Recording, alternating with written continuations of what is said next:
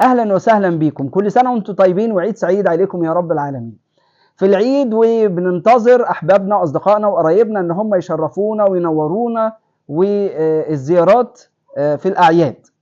لو حد حبيبك زارك وانت حاسس يعني ان هو جاي وملحقش يقعد معاك، فانت بتحاول بشتى الطرق ان انت تقنعه انه يقعد معاك يوم كمان او يومين كمان في العيد.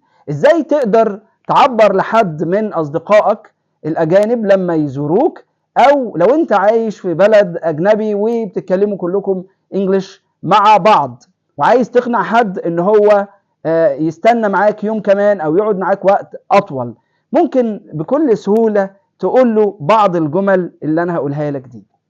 Couldn't you stay for a little longer? Couldn't you stay for a little longer? Again, couldn't you stay for a little longer?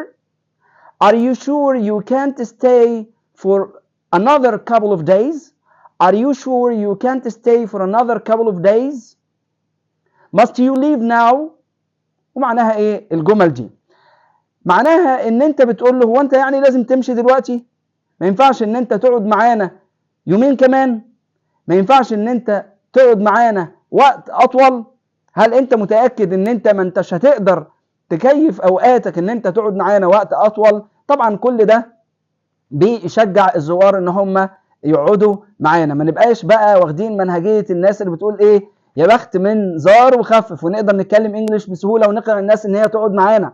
عندنا كحك وعندنا شاي وعندنا حاجات حلوة ان شاء الله، ونقدر ان احنا نستضيفكم، تشرفونا وتنورونا كل سنة وانتم طيبين، ومنتظركم في الراوند الجديدة في الجنرال انجلش كورسز والكونفرسيشن انجلش كورسز الاونلاين والاوفلاين. كلمونا وتابعوا معانا في الراوند الجديدة والانجلش براكتسنج وممارسة وتعلم اللغة الانجليزية اونلاين واوفلاين. اشوفكم في حلقة جديدة.